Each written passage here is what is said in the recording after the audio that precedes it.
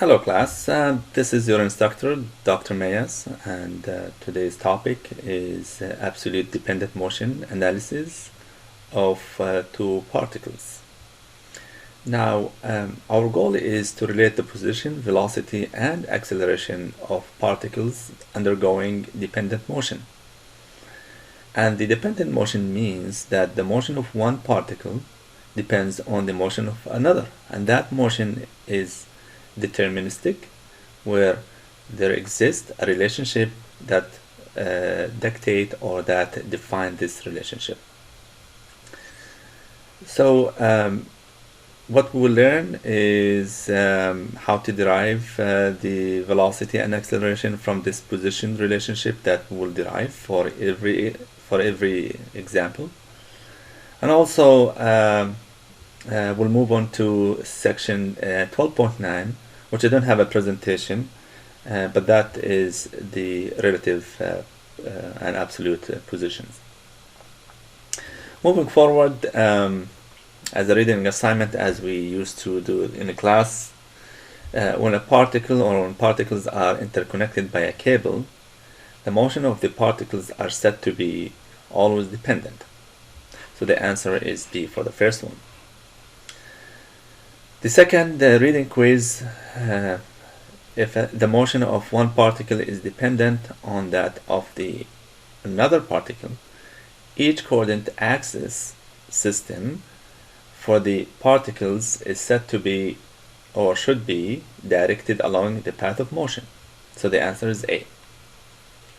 Application example that we will most probably you'll see many of them in the textbook is the cable and pulley system, such that the one shown in the figure on the left side.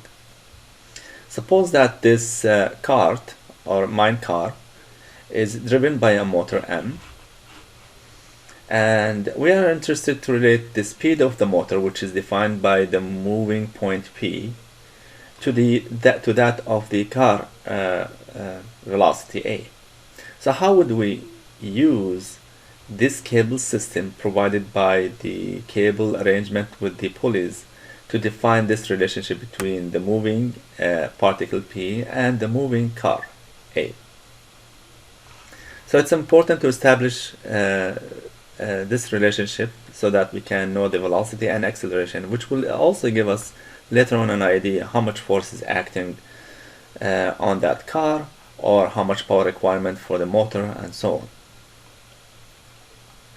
Another example of the pulley and rope arrangement involves a car moving furniture. If given that the car is moving at a velocity Vb, and we're given that the cable arrangement is such that determined by this geometry where we have a pulley over here, how much is the velocity of A moving upward as the truck is moving to the right? And also how much the acceleration, or how much power probably required for this truck to be able to lift this up.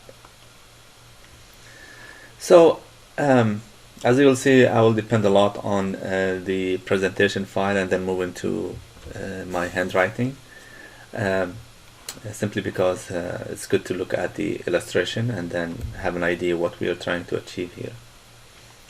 So as we said, the dependent motion is important for the kinematics and kinematic analysis. And for example, if we have these two blocks A and B connected by a cable that is always in tension, meaning they do not slack, and that's very important because we want this relationship to be deterministic. If there is one object moving independent of the another, such as when the cable is not in tension, then we do not have that relationship.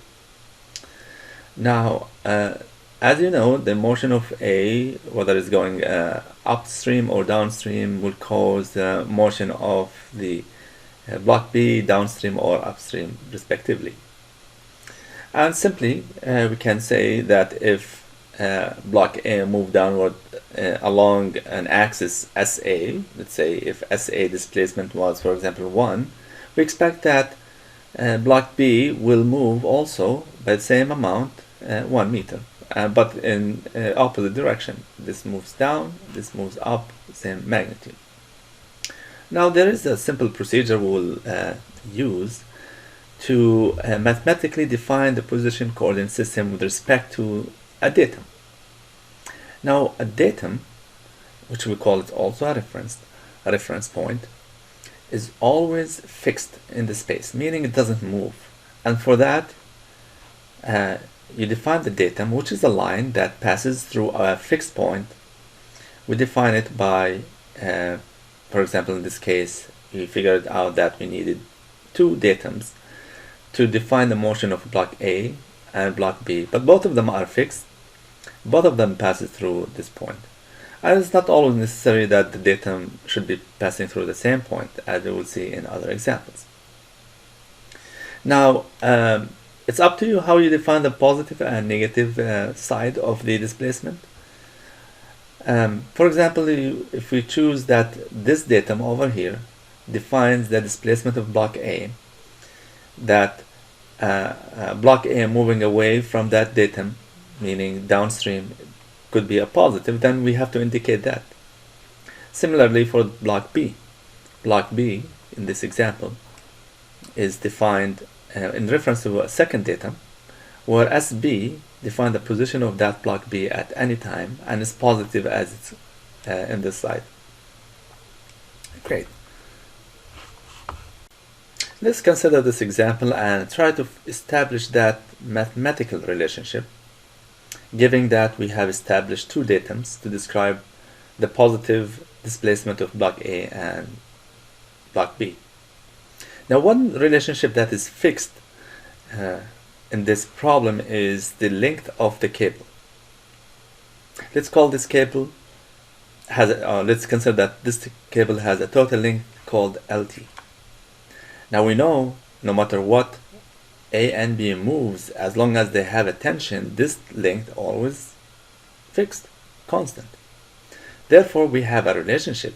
Now, this relationship can be related to, or this length can be related to, the displacement of block A and block B.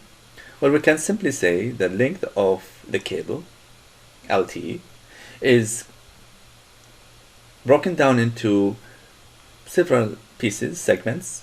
A segment from this point to that point, which is indeed SA, and also another segment which is from this point to that point, which is also equivalent to SB.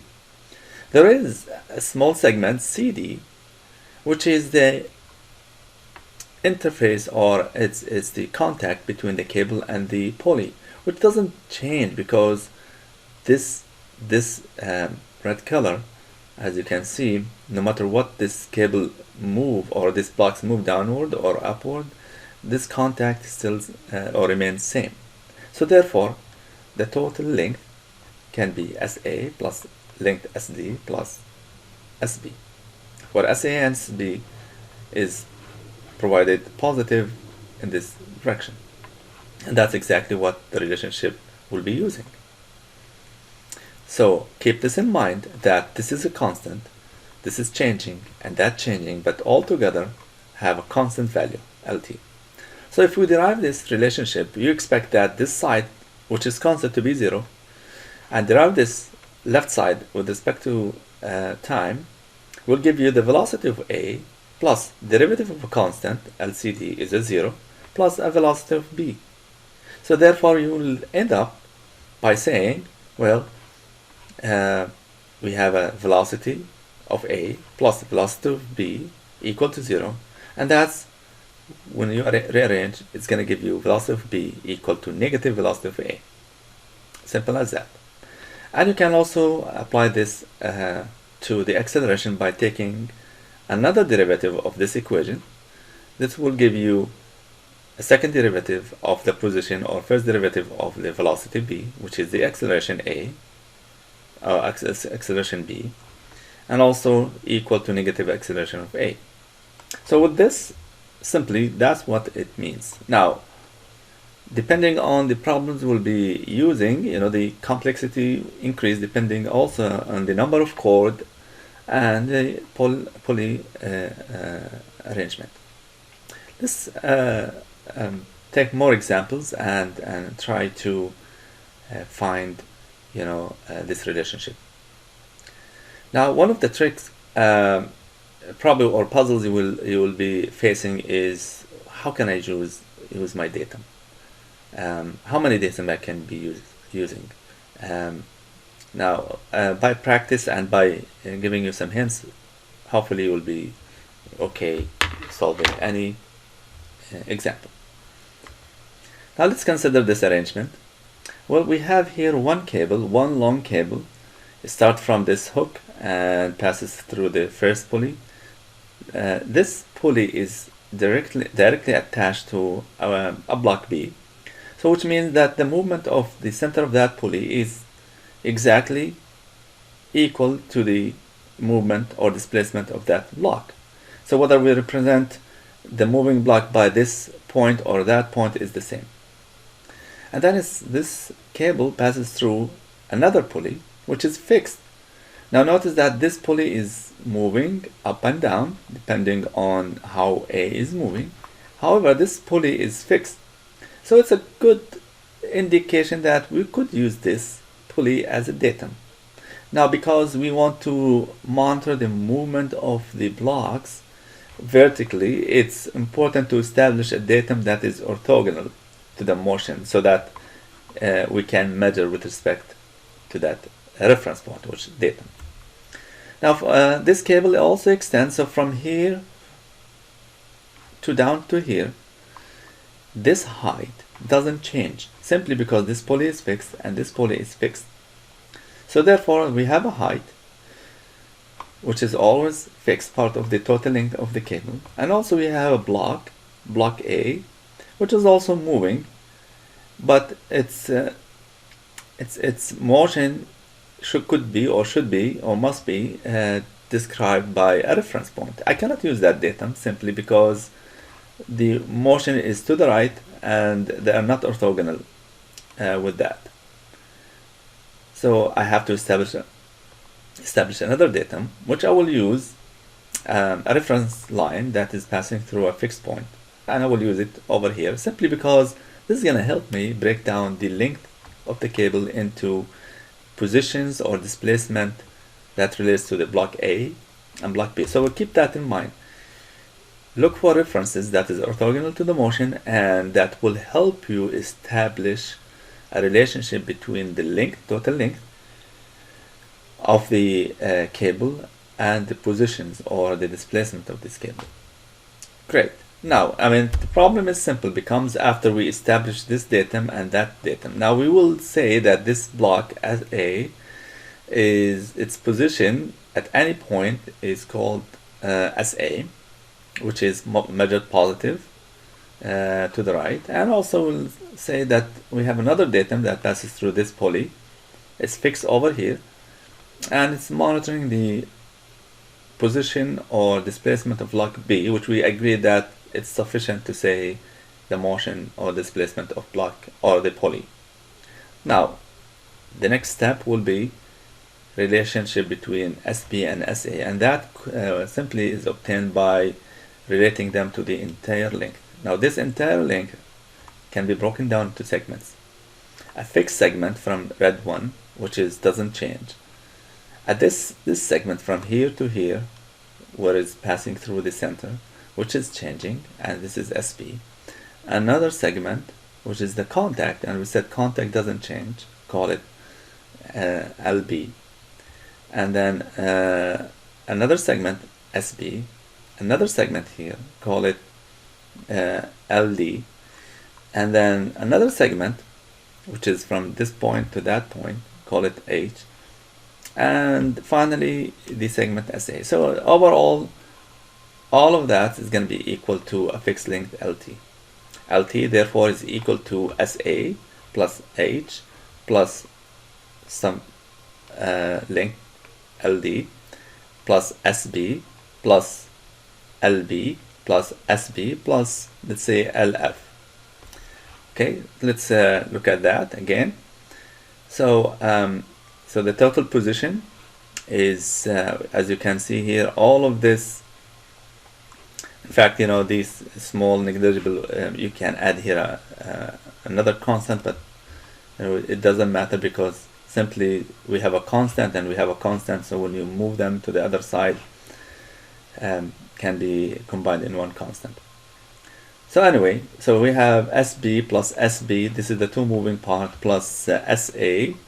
So we have 2SB plus SA plus some constant, which combine H and these small red, equal to the total length. That's the governing equation that we'll look at. Now, deriving this with respect to time, this will drop to 0. The right LT will drop to 0, so we'll have 2VB plus VA equal to 0, move VA to the other side, then you will have 2VB equal to negative VA. And derive this again, you get the acceleration relationship. Now notice something you can observe, that when the block B moves downward, which is positive, right? That's what we agreed, positive downward. Then what's going to happen? What's going to happen?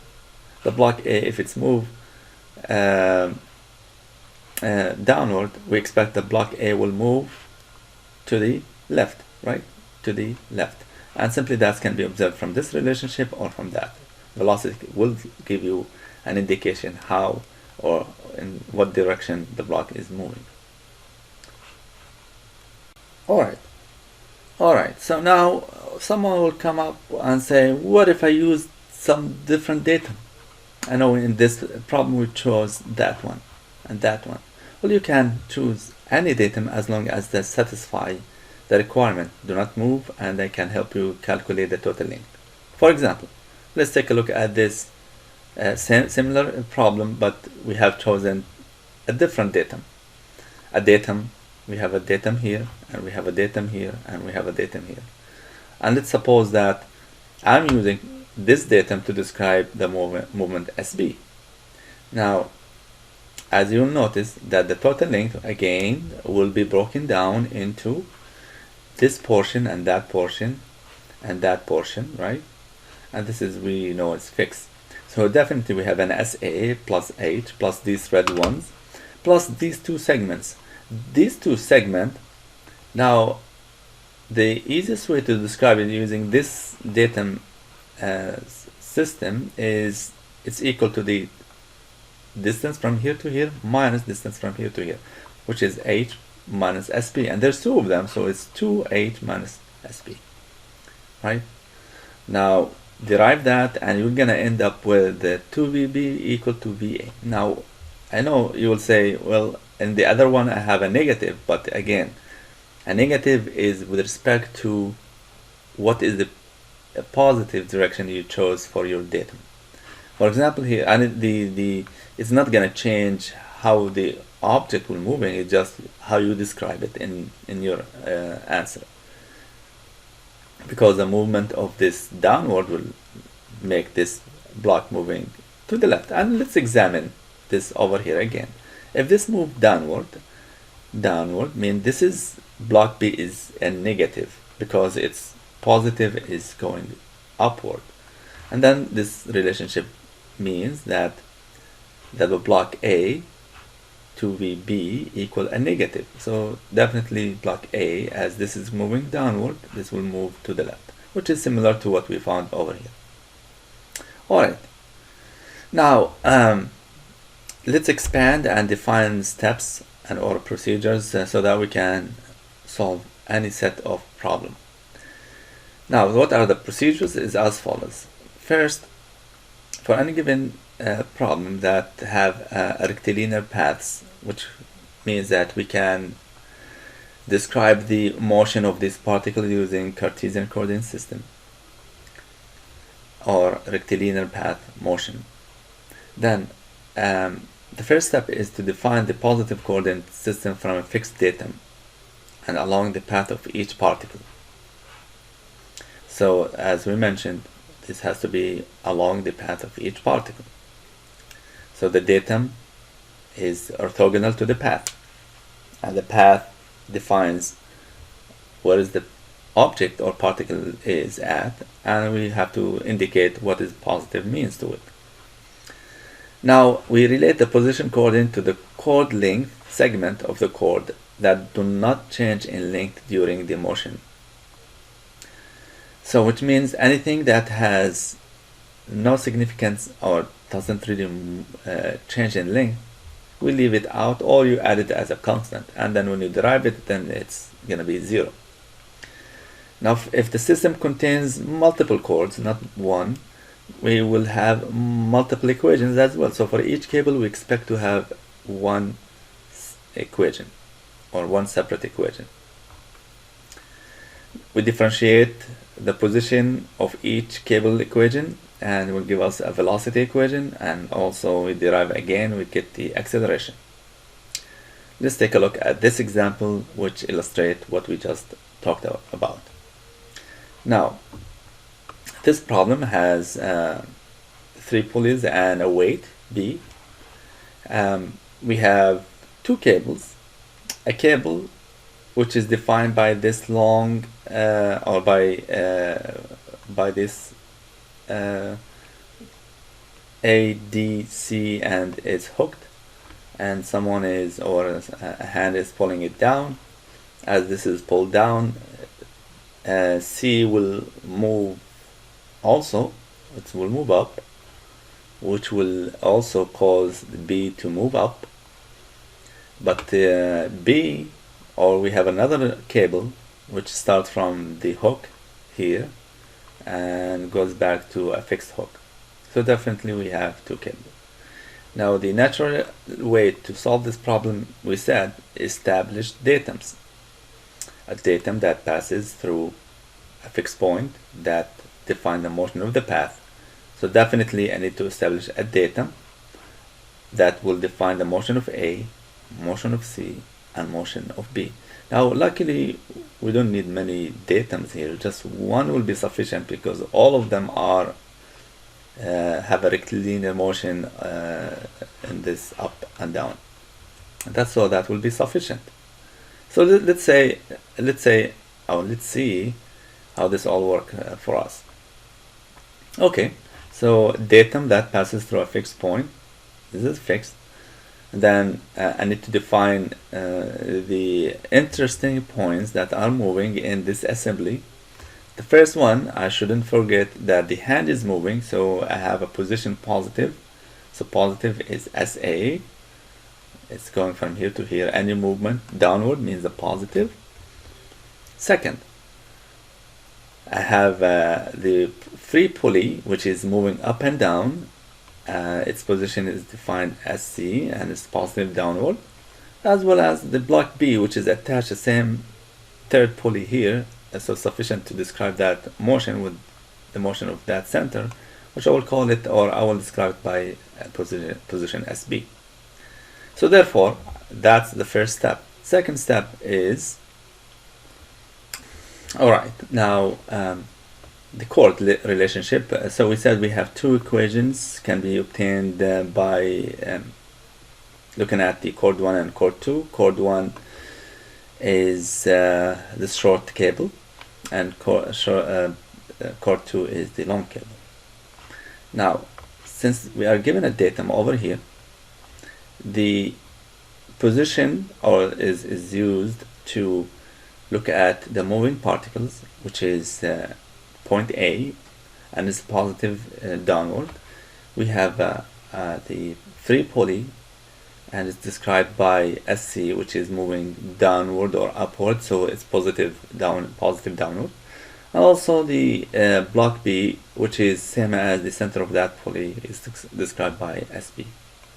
Now to obtain the mathematical equation that relates between the total length and the moving parts or moving components, we look at each chord. Let's take a look at chord 1, and we have to be careful. Honestly, it's easy to make mistakes here. So chord A, which is that short one, has a moving part from this point to that point, which is SA, and it has also SC from here to here, and also have another SC, this portion. So we have SA plus 2SC plus some constant equal to the total length, and that's what we get. SA plus 2SC plus some constant equal total length. So we move that to the other side, so we get L1, call it. It doesn't matter because this is a constant. Similarly, looking at chord 2, which is the long one, I don't want to make mistakes because, as I mentioned, it's so easy to make one. So this is the datum. This from here to here is a fixed. The second segment of chord 2 is from here to here, which is SB. The third segment is from here to here, or this portion, which is simply SB minus SC, right? SC, because SC is moving. So SP plus SB minus SC equal to L2. Great. So now we have two equations with two unknowns or three unknowns, but we already given SA as an input. We can solve this problem and find the relationship. We can find how much velocity of B and acceleration if we are given information about that. But since this problem talks about, you know, how much the block B moves, what's the velocity if A is pulled down at this speed, 2 meters per second downward. So simply we are looking at the velocity of B. So I would eliminate the SC, which I don't have any information about, and keep SA because I know the velocity of VA. So this will give me, after back substitution of the magnitude SC here and in this equation, I get that. Derive that equation. You'll get the velocity VA plus 4VB equal to 0. Derive that VB equal to negative 0.25 VA. VA is a positive downward. Substitute 2 is going to give you negative 0.5 meter per second. Negative means it's moving toward the datum, because we said positive is away from the datum, so meaning this is moving upward, right? B is moving upward velocity. Okay, so that's conclude the example. All right, now the chord relationship. So we said we have two equations can be obtained by looking at the chord 1 and chord 2. Chord 1 is the short cable, and chord 2 is the long cable. Now, since we are given a datum over here, the position is used to look at the moving particles, which is point A, and it's positive downward.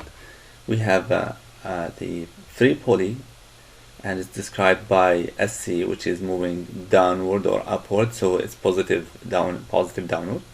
And also the block B, which is same as the center of that pulley, is described by SB. Now, to obtain the mathematical equation that relates between the total length and the moving parts or moving components, we look at each chord. Let's take a look at chord 1, and we have to be careful. Honestly, it's easy to make mistakes here. So chord A, which is that short one, has a moving part from this point to that point, which is SA, and it has also SC from here to here, and also have another SC, this portion. So we have SA plus 2SC plus some constant equal to the total length, and that's what we get, SA plus 2SC plus some constant equal to total length. So we move that to the other side, so we get L1, call it. It doesn't matter because this is a constant. Similarly, looking at chord 2, which is the long one, I don't want to make mistakes because, as I mentioned, it's so easy to make one. So this is the datum. This from here to here is a fixed. The second segment of chord 2 is from here to here, which is SB. The third segment is from here to here, or this portion, which is simply SB minus SC, right? SC, because SC is moving. So SP plus SB minus SC equal to L2. Great. So Now we have two equations with two unknowns or three unknowns, but we already given SA as an input. We can solve this problem and find the relationship. We can find how much velocity of B and acceleration if we are given information about that. But since this problem talks about how much the block B moves, what's the velocity if A is pulled down at this speed, 2 meters per second downward. So simply we are looking at the velocity of B. So I would eliminate the SC, which I don't have any information about, and keep SA because I know the velocity of VA. So this will give me, after back substitution of the magnitude SC here and in this equation, I get that. Derive that equation. You'll get the velocity VA plus 4VB equal to 0. Derive that VB equal to negative 0.25 VA. VA is a positive downward. Substitute 2 is going to give you negative 0.5 meter per second. Negative means it's moving toward the datum, because we said positive is away from the datum, so meaning this is moving upward, right? B is moving upward velocity. Okay, so that's conclude the example. Alright, so this topic, for those who talk static, just a reminder, we'll be using it. There's an assignment I added to the homework, and it involves relative motion of two particles. So consider a Cartesian coordinate system has an origin O, where this is Z and this is positive Y and this is X. Let's say I have a particle A, and I know the position of this particle A, and also have another particle B, and I know the position of that particle B with respect to O. So typically RA is the position of A with respect to a fixed reference O. So this is and also I have a position of B also described by position of B with respect to O. So it's nomenclature we use here without O to just represent is absolute. So this means this absolute position of the particle. Now you will be wondering if you could measure the velocity of B, let's say. So if you want to measure the velocity of B using the information of RA and also an information of how you would see B from A. So if I am sitting over here and I have some measurement tool and I'm looking at B where the head is pointing toward B, so this means I am at A, I am measuring B with respect to A. So this vector, because it's pointing to the B, it means RB as seen by someone who's sitting at A. Okay, so what's the relationship between RA, RBA, and RB? So it means I can measure the position of B using this information, knowing RA plus, this is vector summation, plus R B with respect to A. So this relationship says that RB, which is this, equal to RA plus RB with respect to A. So if you have this information, you can measure RB, or direct, you can measure RB if you have that. Okay, so that's the relationship between absolute and relative motion or position. Now the velocity simply will be a derivative of that. Oops. RA plus V B with respect to A, and also acceleration.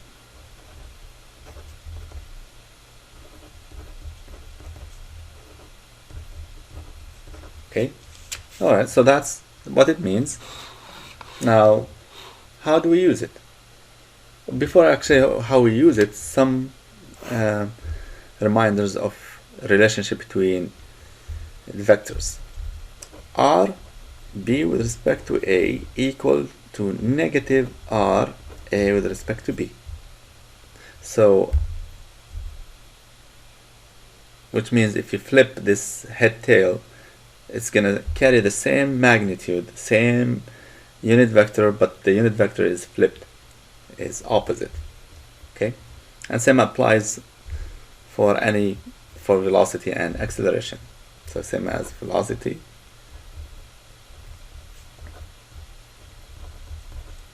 and acceleration. I know I flipped it here, but it doesn't really matter. Okay, now let's take a look at a simple problem. Consider example. I'm just consider particle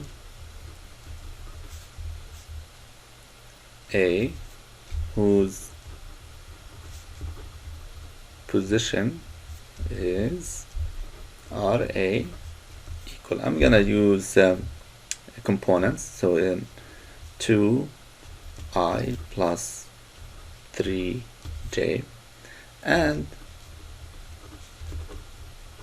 particle B whose position is, so this is measured from a reference point, is RB equal TI plus 3J, where T is time measured in seconds, and these are meters. Okay, this is actually, and there's a constant, call it 1, that makes this in meter, so don't violate the unit. Alright, so question, find the position of A as seen by B at time t equal to 1 second. Okay, so solution, you will say, well, okay, so RA doesn't change position, so at any time, so it remains as is, and position B at time equal to 1 is simply I plus 3J. Just substitute 1 in here, that's become I plus 3J. The question is, find the position of A, okay, as seen by B. Okay, as seen by B, as if you are sitting there. Okay, so this is what we want. Alright, so we know RA or RB equal to RA plus R B as seen by A, right? Or equal RA minus R A as seen by B, which is what we want. Now this quantity is known, I plus 3J equal RA 2I plus 3J minus RA stack to B.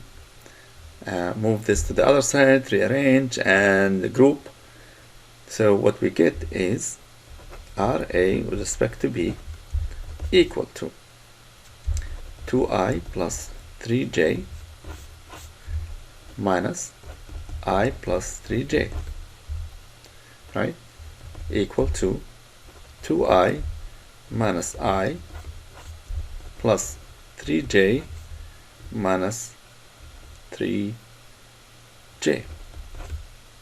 equal to I plus 0. So that is your answer. Okay. Alright, with this I finish the chapter 12. I will follow up about the exam. Thank you.